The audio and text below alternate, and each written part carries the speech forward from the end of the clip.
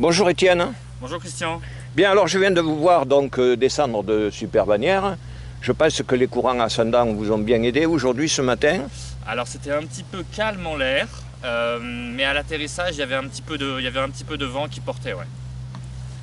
Alors voilà, mais sinon c'était un vol calme dans l'ensemble. Au moment où j'ai décollé, il n'y avait pas de mais nous pour les parapentistes, c'est vrai que quand on voit des faucons ou quoi que ce soit en l'air, c'est un bon signe que du coup il faut les respecter, il faut qu'ils restent là pour nous montrer la voie. Alors justement, quand vous voyez cet attroupement et ces vols en cercle, est-ce que vous vous rapprochez ou vous les laissez dans leur... Alors on essaye de ne pas venir se mettre trop proche, Oui. mais il y a des parapentistes connus qui font très bon ménage avec les faucons, hein. J'ai oublié son nom. Il y a un parapentiste qui vole régulièrement avec les faucons et les faucons nous aiment bien, hein.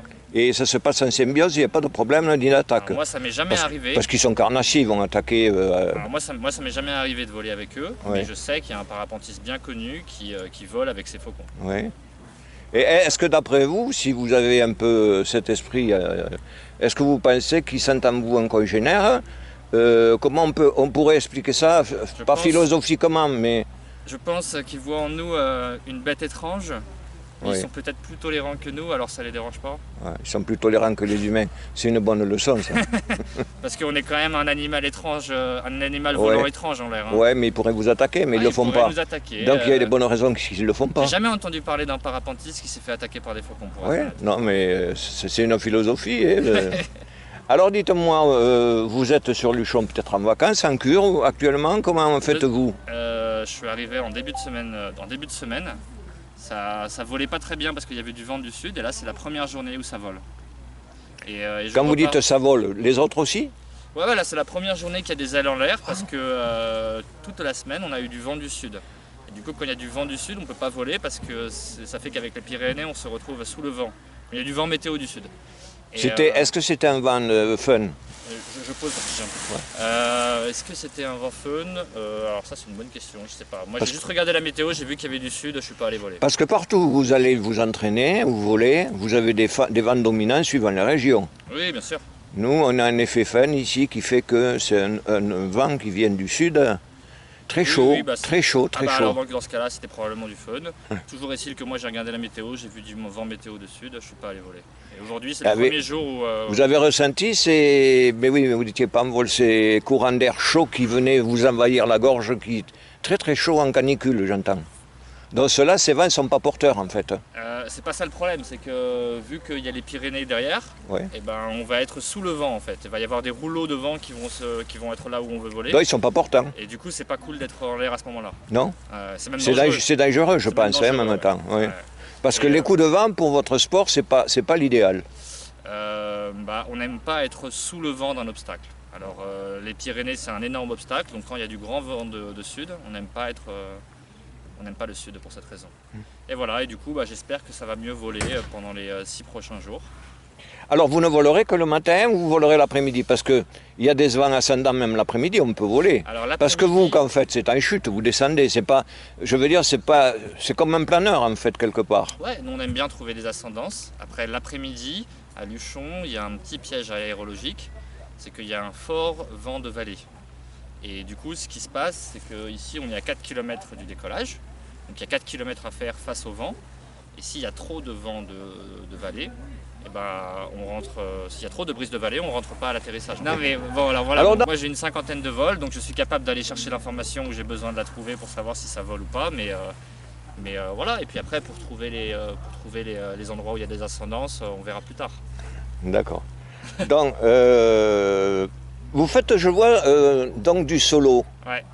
Vous n'avez pas de copains et de copines pour devoir partir avec vous. C'est pas rassurant parfois d'être plusieurs? Alors si, c'est mieux d'être à plusieurs. Dans les années passées, je volais avec l'école Soaring à Luchon.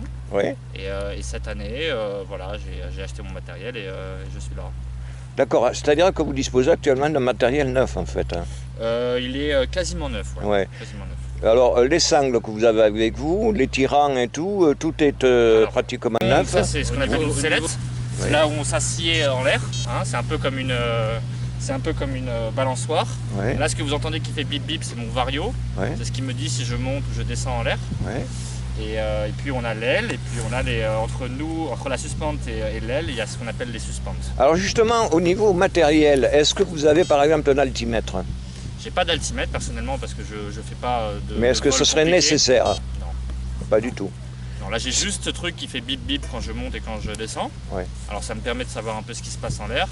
Peut-être que pour ceux qui font du vol de ce qu'on appelle de cross, donc qui cherchent à couvrir des longues distances en parapente, c'est mieux d'avoir un altimètre. Mais dans mon cas, ça serait plus compliquer les choses que les simplifier.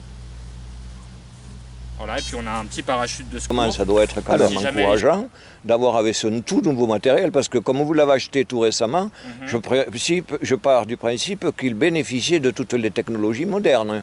Oui, bah donc la voile c'est une Advance 6, c'est une voile de débutant, entre parenthèses, donc il y a différentes catégories d'ailes en parapente, de A à CCC. Mais donc quand on a une voile A, en théorie, c'est très sécurisant parce que donc moi j'ai une voile A.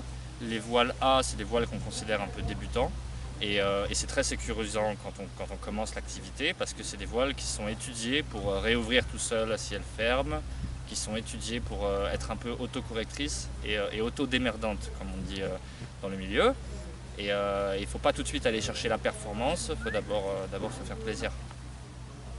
Alors dans tout ça, est-ce qu'il faut avoir une philosophie pour faire le sport que vous faites? Parce que c'est quand même pas habituel, tout le monde donc ne fait pas non plus ce genre d'activité. Alors la première philosophie, je pense qu'il faut être très humble par rapport à la nature.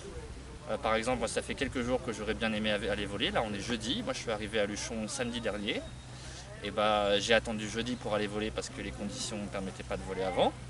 Et voilà, et ensuite, une fois de plus, il faut d'abord se faire plaisir avant de chercher à... Il ne faut pas regretter de ne pas voler. C'est très grave de regretter d'être en l'air, c'est pas grave de regretter de ne pas avoir volé. Alors, il faut mieux avoir des remords ou des regrets? C'est une question philosophique. Oui. C'est une question philosophique. Ce que je peux dire, c'est que c'est mieux de regretter d'être au sol que de regretter d'être en l'air. Je suis d'accord avec vous. Alors, c'est une forme de sagesse de savoir quand on peut partir et quand on ne peut pas partir. Et voilà. Et des fois, il faut savoir renoncer. On est en haut de la montagne et puis on se dit aujourd'hui, ça ne volera pas. Ouais. Voilà. C'est très bien. Étienne, je vous remercie de m'avoir consacré quelques minutes ce matin. Merci Christian. J'ai beaucoup appris de votre expérience et vous souhaite un bon séjour à Luchon parce que je pense que vous allez rester encore quelques jours et que vous aurez l'occasion peut-être de faire d'autres vols. Espérons que la météo sera de notre côté. Merci Christian. Au revoir, bonne journée. Merci.